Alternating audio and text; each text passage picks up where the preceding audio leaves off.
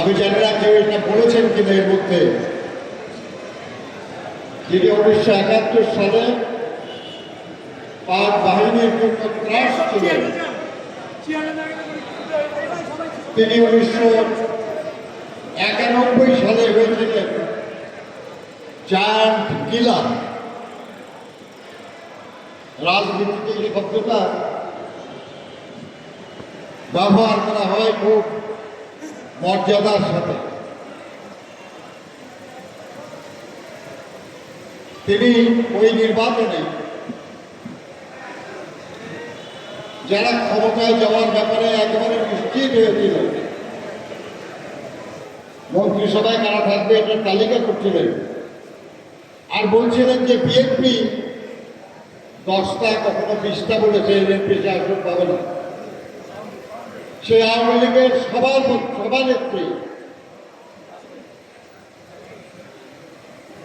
যে আসনে প্রতিদ্বন্দ্বিতা করেছিলেন, এই আসনটা তার বাবাও নির্বাচিত হয়েছে। সেই আসনে দাঁড়িয়ে যারা সাদেক হোসেন খোকার কাছে পরাজিত হয়েছিল। এত গুরুত্বপূর্ণ এবং বড় মাপের নেতাকে যারা পরাজিত করে, নির্বাচনী রাজনৈতিক ভাষায় তাদেরকে বলা হয় জায়ান্ট কিলার, মানে যারা তথ্যকে মানে। সাদেক হোসেন খোকা ছিলেন সেই জায়ান্ট কিলার।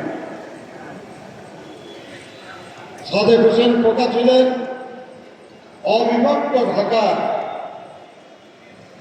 শেষ মেয়র, নির্বাচিত মেয়র,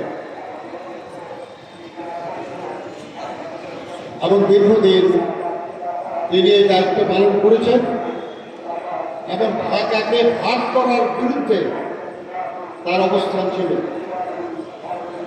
তার অবস্থান ছিল ঢাকার মর্যাদা রক্ষা, ঢাকার গুরুত্ব রক্ষা, এবং তার আকাঙ্ক্ষার সঙ্গে জনগণের আকাঙ্ক্ষার মিল ছিল। কিন্তু তৎকালীন সরকার জানত যে অবিভক্ত ঢাকায় সাদেক হোসেন খোকাকে পরাজিত করার কোনো প্রার্থী তাদের নাই। সেই জন্য তারা শহরটাকে 2 ভাগে বিভক্ত করল, যাতে তারা খোকা যাওয়ার জন্য 2 জায়গায় অন্তত না দাঁড়াতে পারে, 1 অপশনের অন্তত তারা মেয়র হতে পারে।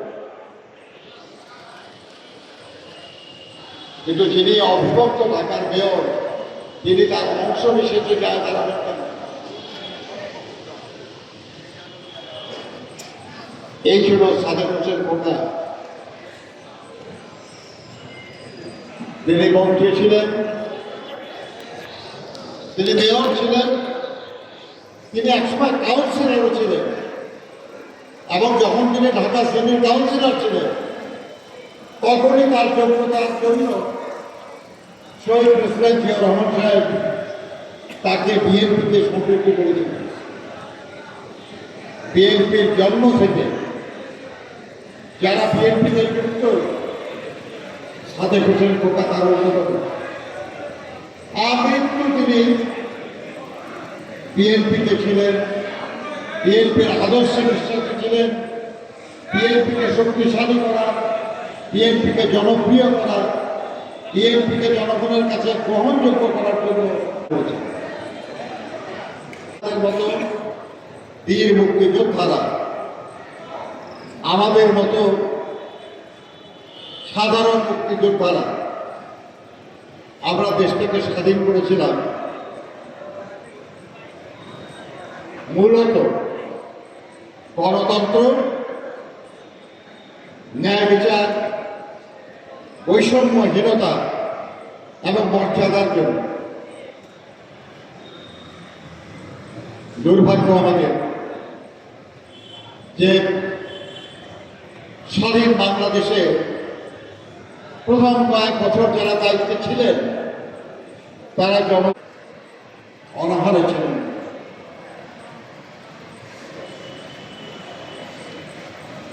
বিচার বিভাগ রাষ্ট্রপতির অধীন করা হয়। যাকে খুশি নিয়োগ দিতে পারবেন, যাকে খুশি বরখাস্ত করতে পারবেন। এই রকমের গণতন্ত্রহীন একদলীয় স্বৈর শাসনের জন্য লাখো মানুষ মহানবীর যুদ্ধে জীবন দেয় না। আমরা যুদ্ধ করি না এই জন্য।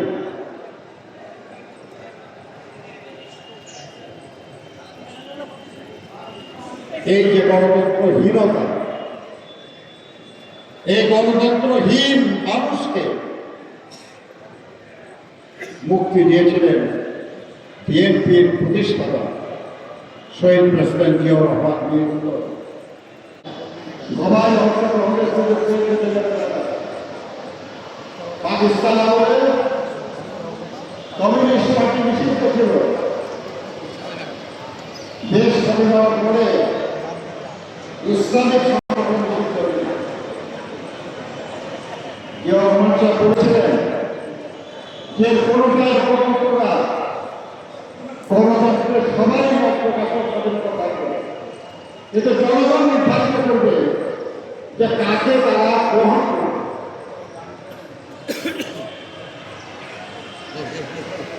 ইংরেজের মতো জায়গাতে কমিউনিস্ট পার্টি আজ পর্যন্ত কোনো আসন পায় নাই, কিন্তু কমিউনিস্ট পার্টি আছে।